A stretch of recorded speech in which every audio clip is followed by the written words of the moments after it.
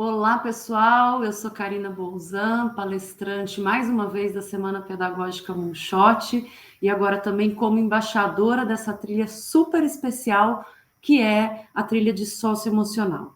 E hoje eu trouxe aqui para conversar um pouquinho com vocês sobre a importância da inteligência emocional, do empreendedorismo para o projeto de vida e principalmente para a gente entender como que tudo isso conectado, trabalhado transversalmente, pode direcionar o aluno para o despertar de um projeto de vida exitoso, para que ele alcance uma vida plena, próspera e feliz, principalmente.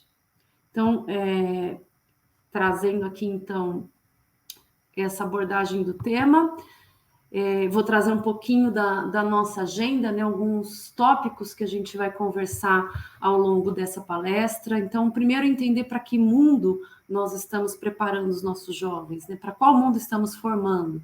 O outro é trazer alguns conceitos, né, alguns alinhamentos que a gente tem que fazer na prática pedagógica com os pilares da inteligência emocional, né, para que a gente, de fato, consiga desenvolver nos nossos alunos as habilidades necessárias para que eles sejam emocionalmente inteligentes, emocionalmente competentes. Depois nós vamos falar um pouquinho do empreendedorismo, das habilidades empreendedoras, dessa dinâmica da aprendizagem criativa dentro do currículo escolar que direciona para que ele desenvolva essas habilidades empreendedoras tão necessárias. Para que, finalmente, né, quando a gente trabalha com tudo isso ao longo da educação básica, ele consiga despertar para o projeto de vida, mas principalmente para que ele consiga gerir bem as próprias emoções, né, e empreender o próprio projeto de vida, sempre pensando no bem comum. Então, trago aqui um pouquinho do meu currículo.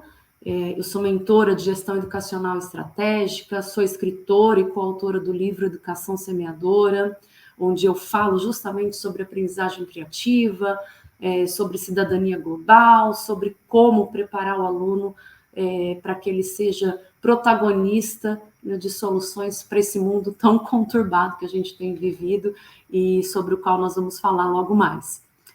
Também sou executiva em grandes redes educacionais já há alguns anos, já fui gerente executiva de educação do Grupo SEB, um dos maiores do país, diretora estratégica dos Salesianos, gestora coach na Santillana.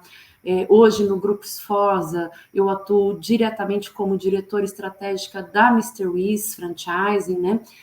Que é uma escola de liderança, empreendedorismo, inteligência emocional, educação financeira em inglês, para crianças a partir dos 7 anos de idade. Também sou proprietária de uma dessas franquias aqui em Campinas, no Taquaral. E Master Coach, né, de formação, tenho 7 certificações internacionais em desenvolvimento humano, em gestão de pessoas, em inteligência emocional, em perfil comportamental, enfim, várias ferramentas aí que me habilitam, né, para que eu possa fazer essa análise e ter o entendimento necessário para a gente discorrer sobre o tema. Também sou pós-graduada em gestão estratégica pela Fundação Dom Cabral, tenho pós-graduação também em psicopedagogia, mestrando em educação, graduada em pedagogia e em publicidade e propaganda, e também sou especialista em metodologias ativas. Tenho também uma empresa de assessoria em gestão educacional estratégica, que é a RIG Assessoria, que é o que me conecta com escolas, com educadores do país todo e com essas grandes redes educacionais com as quais eu atuo. Então, vou trazer aqui um pouquinho para nós, um pouco desse contexto de mundo, né? Então, o mundo em mudança. Eu queria trazer aqui uma contextualização de lá dos anos em que eu vivi a minha infância, né? Lá nos anos 80, e inclusive vivi essa infância do outro lado do mundo. Eu morava na África, na Nigéria, né? Dos 5 aos 10 anos, mais ou menos, e eu me lembro de ser um mundo totalmente analógico, um mundo onde a distância geográfica se fazia também uma distância de contato humano muito grande, diferente de hoje. Então, eu lá nessa infância, em outro continente, para comunicar com os avós aqui no Brasil, por exemplo, se fosse por carta, a gente demorava 60 dias para ter um processo de comunicação completo entre escrever a carta, postar no correio, essa carta atravessar o oceano, chegar nas mãos dos avós, eles responderem, fazerem todo o processo inverso de selagem, postagem da carta, aproximadamente 60 dias. Fora outras coisas que foram marcantes, como Copa do Mundo de 82, onde a gente não conseguia assistir o jogo ao vivo, né? Era sempre já o pós-feito, uma ligação telefônica, você tinha que pedir para a central, aguardar que conseguisse a ligação. Então, um mundo analógico bem diferente do que a gente começou a ver no final dos anos 80, desculpa, final dos anos 90, com o advento da popularização da internet, da globalização, onde o mundo começou a ficar mais conectado, onde todos nós começamos a ser ligados, né, num imediatismo muito grande pela internet, pelas redes sociais, pelos vários canais aí de comunicação. E aí a gente começa a ver a configuração de um mundo que nós costumeiramente chamamos, né, de mundo VUCA, um mundo volátil, incerto, complexo e ambíguo, né?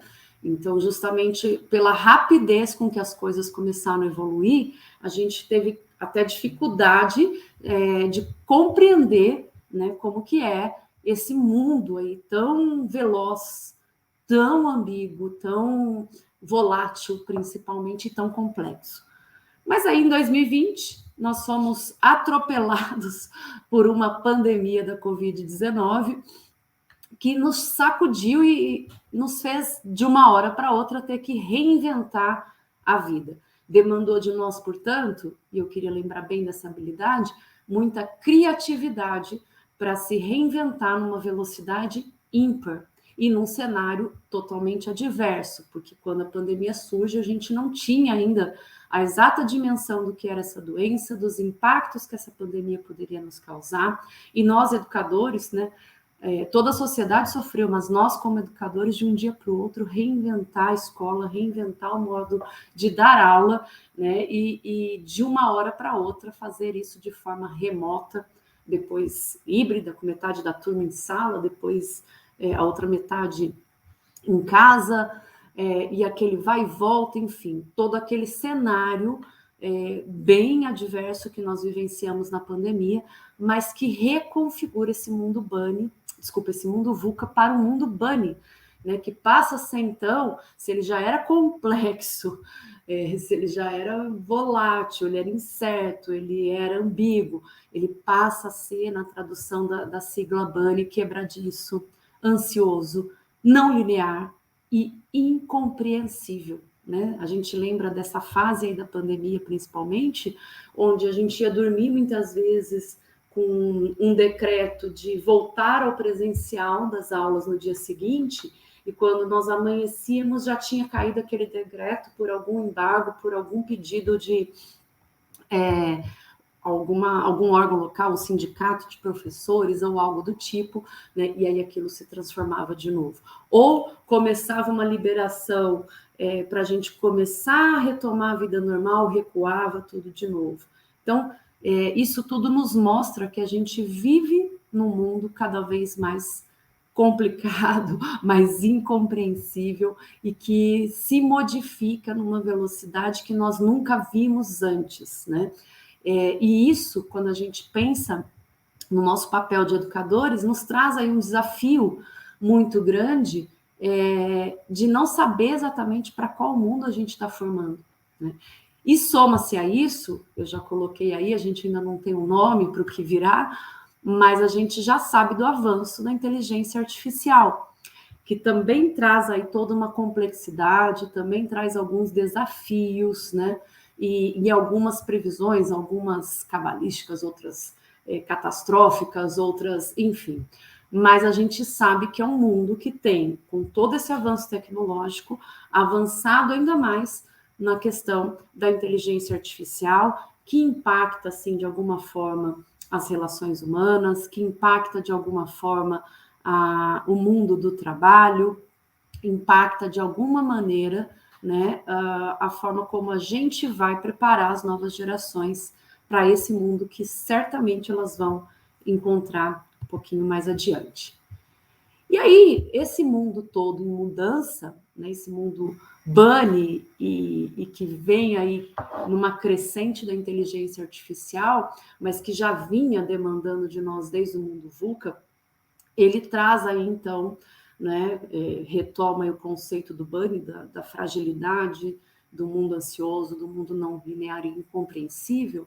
Ele traz para nós uma demanda muito grande, né, e um papel de escola que não se limita mais a desenvolver competências cognitivas, né? Nós chamamos aí do lado esquerdo da imagem de hard skills, né? Que estão ligadas à experiência no assunto, a conhecimentos matemáticos, à memória, ao raciocínio lógico-matemático, a uma habilidade técnica específica, né?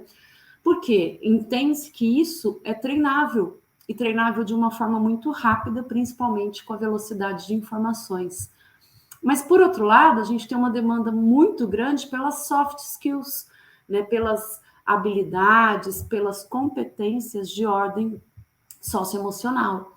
Né? Então, o nosso papel aqui acaba sendo, né, conseguir trazer para a dinâmica do currículo escolar essa capacidade de resolver problemas, de colaborar, de estimular a curiosidade, de estimular, né, de desenvolver a criatividade dos nossos meninos, né?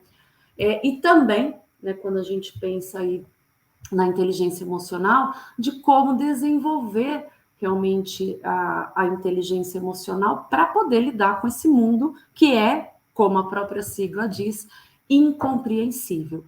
Quando a gente pega os dados estatísticos, a gente sabe que é uma crescente de se contratar mais pelas soft skills do que pelas hard skills. Ou seja, o currículo técnico mesmo, com toda a formação, igual eu apresentei para vocês aqui no início, ele deixou de ser tão importante quanto perceber que é uma pessoa que sabe colaborar, que sabe trabalhar em equipe, que tem um autocontrole, que tem uma proatividade, que é criativo, enfim, essas soft skills acabaram ganhando mais importância na hora de uma contratação, na hora de uma busca por um emprego, por uma vaga. Então, a gente tem que entender que para viver no mundo complexo, para viver no mundo incompreensível, como o VUCA e o bunny, né, e que vem aí sendo acelerado pela inteligência artificial também, a gente precisa estar emocionalmente muito forte, muito bem desenvolvido. E aí a gente vai avançar um pouquinho aqui, falando desse futuro do trabalho e da educação, diante de todo esse cenário, e eu vou trazer alguns dados de uma pesquisa que eu fiz, até por demandas, né, de escrever artigos sobre o tema, publiquei, inclusive, em outubro passado, para a revista do Cinep de Minas, um artigo nesse sentido. E aí os dados que eu consigo levantar, né, e que as estatísticas mostram, é uma tendência muito crescente do trabalho em home office, principalmente pós-pandemia. Então, tivemos alguns aprendizados aí com a pandemia, e um deles foi a crescente, né, a possibilidade do trabalho home office no sentido de alguns ganhos econômicos que ela traz, alguns ganhos emocionais também, ou alguns ganhos logísticos, como menor tempo de deslocamento para o trabalho, um bem-estar melhor por conseguir equilibrar mais vida pessoal e profissional, enfim. E também percebemos aí uma tendência, e isso é de agora e para frente, cada vez mais, né, de uma redução significativa do modelo de trabalho, o modelo de emprego convencional, CLT. Existe aí uma tendência mundial para um modelo de prestação de serviços para projetos simultâneos e de diferentes empresas. O que isso significa? Que a tendência do mundo do trabalho é que a grande maioria das pessoas não tenham mais um único empregador. né? Não tenho mais aquele vínculo empregatício onde eu sirvo a uma única empresa, mas que todos sejam, de certa forma, empreendedores, né? Ou seja, eu tenho uma expertise em uma determinada área, em um determinado tema, e eu produzo projetos simultâneos como prestador de serviços, como um empreendedor, né, que trago soluções para diferentes empresas. Então, a gente vê uma reconfiguração, aí uma tendência, uma reconfiguração cada vez maior do mundo do trabalho. Isso vai diretamente impactar no que a gente precisa fazer na educação. Então, se a demanda do mundo do trabalho é para esse novo perfil mais empreendedor, a gente na educação precisa estar atento para desenvolver mais habilidades empreendedoras, mais inteligência emocional. Tem que estar atento, né, para que o nosso currículo escolar ou extracurricular, mas de qualquer forma, de tudo aquilo que a gente movimenta para formar as novas gerações, vá na direção de desenvolver a capacidade de inventar soluções, de propor soluções para o mundo, né? Ou seja, que a gente desenvolva nas nossas crianças e jovens a criatividade, o espírito de colaboração, a empatia, né, como habilidade aí super necessária e super valorizada. Porque quando a gente fala de empreendedorismo, a gente vai falar um pouquinho mais disso adiante, a gente está falando da capacidade de criar soluções para o mundo, para o outro e com o outro. Então, se eu não for extremamente empático, e aí vai envolver todo um desenvolvimento da inteligência emocional, a gente vai entender por quê, é muito difícil que eu crie uma solução que atenda a você. Se eu não consigo ser empático contigo, como que eu consigo criar algo que te beneficie, ou que nos beneficie enquanto sociedade, mas que eu faça pensando não só em mim, mas em você, no outro, no todo. Então, em resumo, a gente tem aí uma demanda por uma nova educação para um novo mundo do trabalho. Então, é um mundo se reconfigurando e exigindo de nós um novo papel enquanto educadores. Então, vamos trazer aqui só como resgate, né, o conceito de inteligência emocional. E aí eu trago aí a definição da inteligência emocional como a capacidade de reconhecer e gerenciar as próprias emoções, as emoções dos outros, de modo a expressar-se, comportar-se de forma equilibrada, tomando decisões responsáveis. Então, quando eu consigo tudo isso, quando eu consigo entender quem eu sou, entender o que eu sinto, entender os meus padrões emocionais, de como eu vou me sentir em cada situação, como que eu vou reagir diante de situações específicas, né? E quando, principalmente, ao reconhecer essas emoções, eu consigo fazer uma boa gestão dessas emoções, né? Mas eu vou me tornando empático, que eu falei ali para trás, né? Então eu começo, se eu entendo as minhas próprias emoções, eu consigo entender as emoções dos outros. Eu consigo gerenciar as minhas emoções e ajudar o outro a gerenciar. E principalmente eu consigo tomar decisão de forma mais responsável para mim e para o outro, para o coletivo. Então, trazendo aí um pouco dos pilares, né, da inteligência emocional, o primeiro é justamente essa autoconsciência. Se eu não tenho consciência de quem eu sou, ou se eu não consigo ter um entendimento daquilo que eu sinto, fica mais difícil para que eu consiga gerenciar a emoção. Então, o primeiro passo para eu ser emocionalmente inteligente é ter essa autoconsciência, ter esse autoconhecimento, é conseguir de fato, né, compreender as emoções que eu sinto, os meus padrões emocionais.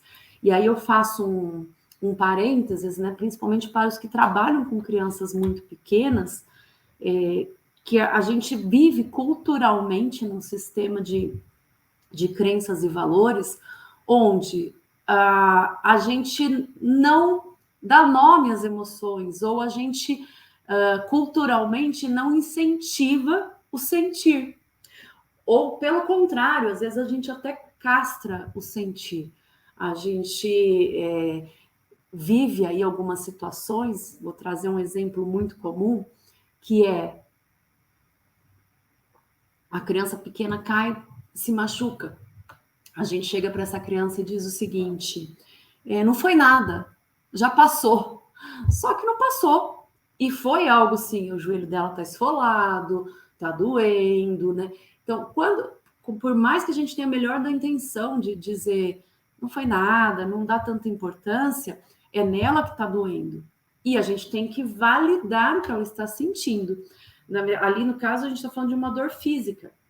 Mas, na mesma proporção, a gente pode estar falando de uma dor emocional e que a gente fala para ela não sentir e não ajuda a nomear para que ela possa ir entendendo o que ela sente e tomando essa consciência do que ela sente. Onde que isso vai acarretar? Vou trazer um outro exemplo aqui. Quando a gente fala dos meninos, principalmente, né? Quantas vezes a gente culturalmente ouve, né? Tem músicas, tem letras de músicas que falam disso, que homem não chora. Então, quando a gente pega uma crença dessa, que já está lá intrínseca na cultura, e homem não chora, a gente está dizendo o seguinte: homem não sente, homem não pode sentir, não pode se emocionar, né? E aí a gente dá o primeiro passo na direção contrária do desenvolvimento da inteligência emocional, porque a gente está vetando o sentir, a gente está vetando o expressar emoção, a gente está vetando o chorar, né? E é muito importante a gente sentir, a gente expressar o que sente, né? Só que a gente vai aprendendo, à medida que a gente entende o que a gente sente, a gente vai passando para o segundo pilar aí, que é a autogestão e a autorregulação das emoções. Então, eu vou trazer aqui ainda na questão da cultura, né, do não sentir, a gente tem muito com as meninas também, né, uma mulher que, madura que seja, mas que ela esboce em algum momento de estresse numa situação no trabalho, alguma reação de choro, ela vai ser vista como fraqueza. Ela é fraca, olha, mulher, sexo frágil, né? Tudo isso que a gente ouviu culturalmente durante anos, né? E, na verdade, às vezes é excelente que ela está chorando, é excelente que ela está tendo alguma reação emotiva, porque ela está entendendo aquele momento, né? Ela não pode sair quebrando o escritório, aí ela não fez uma gestão legal da emoção. Mas o sentir a emoção, o permitir que a emoção venha para depois entender o que vai fazer com ela, não é fraqueza, tá? E é algo que a gente definitivamente precisa trabalhar, né, com as novas gerações. Então, pessoal, o primeiro passo é sentir e ajudar a criança pequena, desde pequena, a dar nome para aquilo que ela está sentindo. Porque o pequenininho, às vezes ele está com aquilo dentro dele, e depois vai virando uma adolescência, a gente não desenvolve isso, que também está com aquilo dentro dele. E o que ele não sabe nomear e nem lidar, vira um monstro, né? Vira um bicho de 7 cabeças. E muitas vezes é na adolescência que isso vai florescer. Então, viveu numa sociedade que falava para não sentir, não aprendeu a dar nome para o que sente, não tomou essa autoconsciência dos padrões emocionais, das preferências, o que eu gosto, o que eu não gosto, o que me incomoda, o que não me incomoda. Enfim, vai virando aquele bolo sem a gestão, né? Sem o segundo passo, que é a autogestão e a autorregulação. O que vai acontecer lá na adolescência? Vai se trancar naquilo que a gente tem visto, né? Vai se fechar num quarto, vai ter dificuldades de socialização, vai se envolver aí em deep web, em aplicativos que têm atormentado, né, a nossa vida por levar os meninos para caminhos que a gente não quer que vão, né? E facilmente num assédio para que eu machuque o outro, ou para que eu me machuque ainda mais, inclusive fisicamente, inclusive tentando suicídio, eu fico mais vulnerável a isso, porque eu não tenho, né, uma autoconsciência e um autocontrole, uma autorregulação suficiente para lidar com isso. Então, nós vamos aí retomar, né? O primeiro pilar, autoconsciência, o segundo, autogestão e autorregulação. Trazendo mais um exemplinho aqui rapidinho, né? A questão de uma criança muito pequena que ganha um irmãozinho. E ela tá ali tomada de ciúme, porque aquela coisinha bonitinha chegou, tomou conta da casa, né? Todas as visitas chegam para olhar aquela coisa que é linda de fato, até eu tô com vontade de apertar, de fofura. Mas eu não sei que o nome do que eu tô sentindo é ciúme.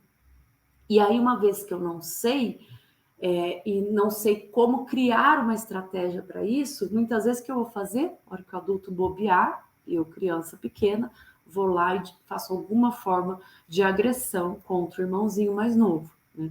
Então, olha a importância aí da gente ajudar essa criança a entender o que você está sentindo. Ah, é assim, isso que você está sentindo é ciúme. Vamos aprender vamos fazer um combinado aqui para você contar para a mamãe, né, ou para o papai, ou para a vovó, para o tio, o que você está sentindo. E aí a gente vai ajudando, né, a criar estratégias para uma gestão adequada da emoção, para uma autorregulação adequada. Então, a gente vai ajudando essa criança a entender e a criar estratégias, né, adequadas para lidar com a emoção. À medida que isso avança, a gente vai tendo uma pessoa que evolui para mais um pilar da inteligência emocional, que é a automotivação. Então, se eu entendo o que eu sinto, se eu consigo gerenciar isso que eu estou sentindo para ter um comportamento adequado, eu vou ficando cada vez mais automotivado, né? E não deprimido. Então, eu vou para a direção contrária daquele adolescente que, como eu disse lá para trás, não entende as próprias emoções e não sabe gerenciar as próprias emoções, né? Então, é importante a gente ter essa consciência, né, e ter essa cultura, né, cada vez mais dentro da escola, dentro de casa, no lar, né, de ajudar o entendimento e a gestão da emoção para que a gente tenha pessoas muito bem autorreguladas e automotivadas. E alguns já me ouviram falar, né, que eu sou avó, uma avó um pouco precoce, mas sou avó, e minha filha, muitas vezes, por me ouvir palestrar sobre o tema, ou trabalhar com isso, treinar pessoas, acabou que naturalmente ela percebeu algumas coisas, aí, alguns conhecimentos da inteligência emocional, ela foi assimilando. E aí, o meu netinho está indo para 3 anos agora, mas desde 1 ano e pouquinho, né, quando ele tinha um ataque de raiva, alguma coisa, ela usava essa estratégia, né, de ir usando nome, figurinha, para o que ele estava sentindo, cardzinho. Então, vamos ajudar a dar nome, né? E criar estratégia. Então, sopra a velhinha, pegava a velhinha imaginária, soprava a velhinha, soprava a bolinha de sabão, né? E aí, olha que bacana, isso foi tão bem consolidado com meu neto, que a gente começou a perceber que ele foi indo para o outro pilar que está aí, que é a empatia, que eu já mencionei a importância lá para trás. E como que a gente percebeu isso?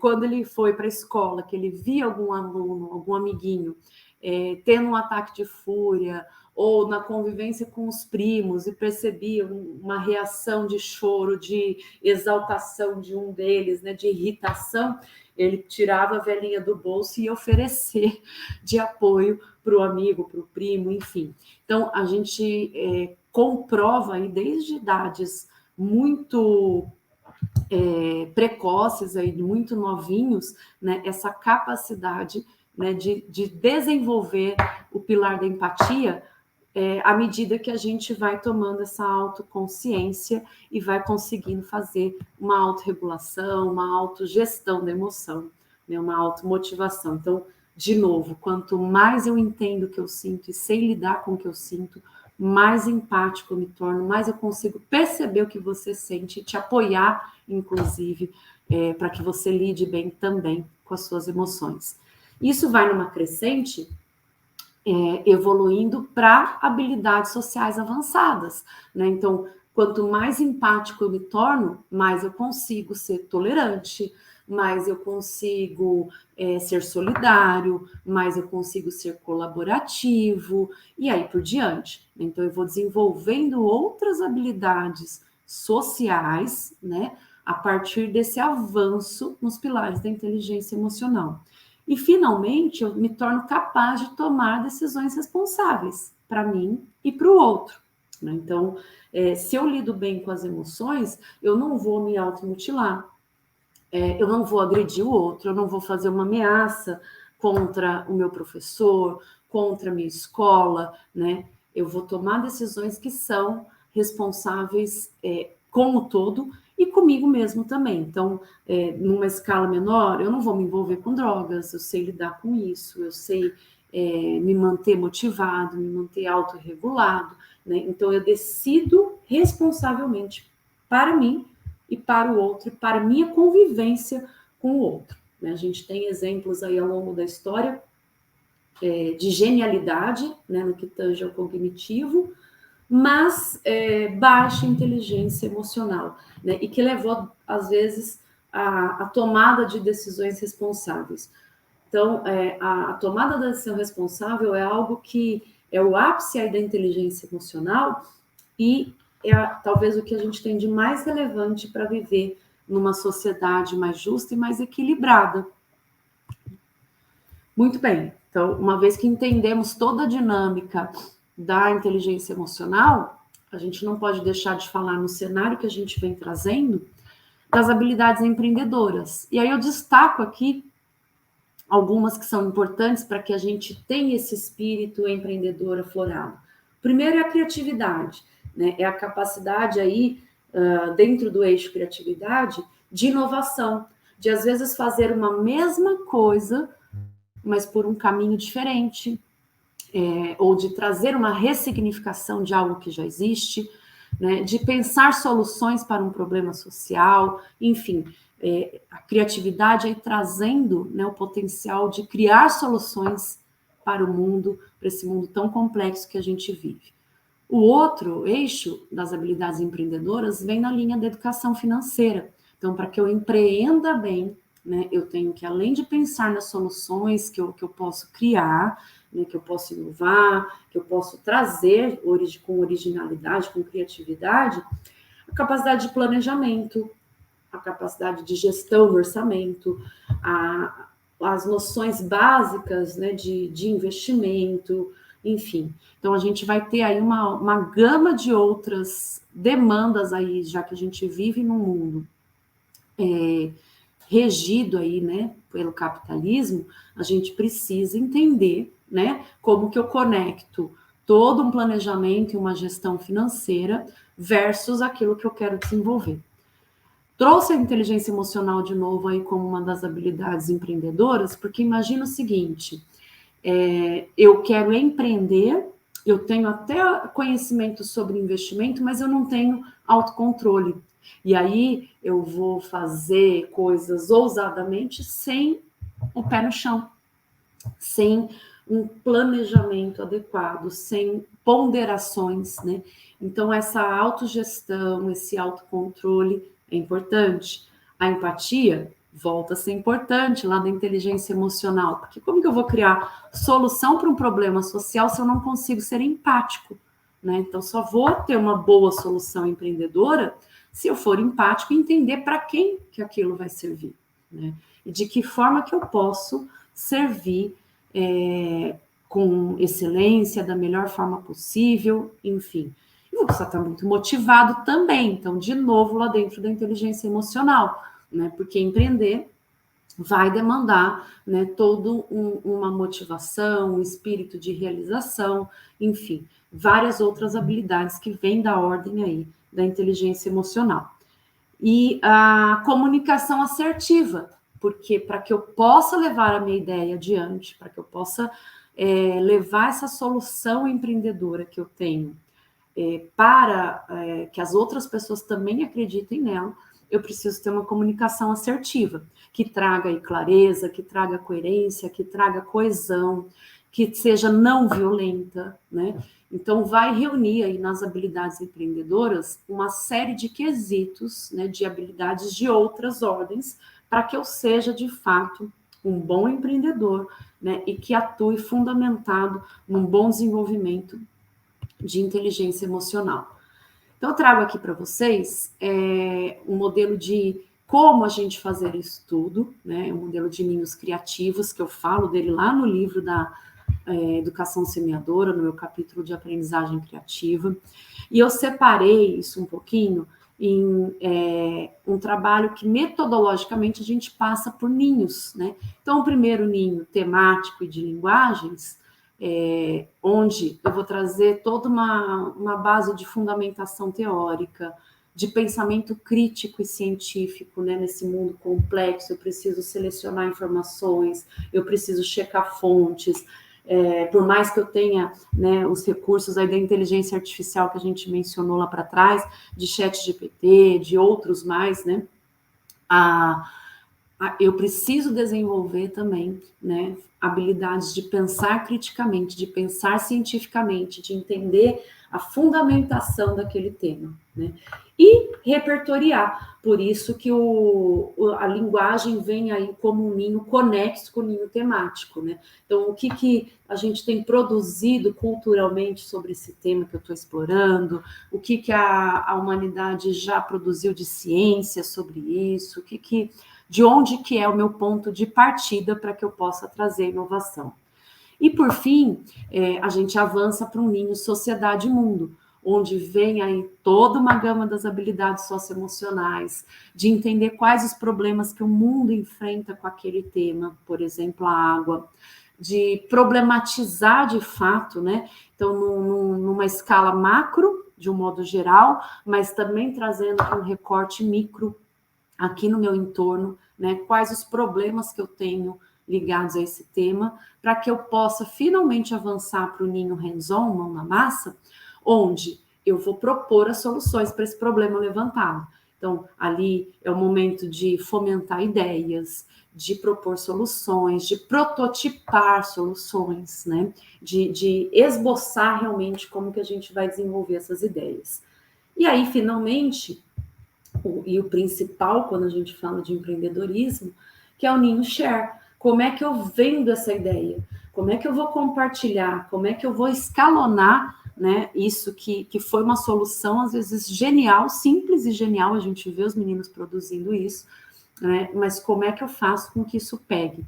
E eu me lembro agora aqui de um exemplo lá de Brasília, em que a gente tinha uma aluna com um problema bem sério de saúde, ela precisava de um tratamento que era caríssimo, a família não tinha condições, e os meninos desenvolveram, né, uma campanha e onde eles pensaram, né, na forma de escalonar essa campanha para que ela conseguisse o objetivo, né, a solução de arrecadar os fundos para o tratamento, e eles cuidaram muito desse ninho share, que foi, eles fizeram uma campanha com hashtag desenhada num sulfite, e pediram para a rede de contatos de cada um, né, que produzisse uma foto com aquele sulfite, hashtag, vou usar um nome hipotético aqui, Luísa, a sua força é tão grande que chegou até aqui, Austrália.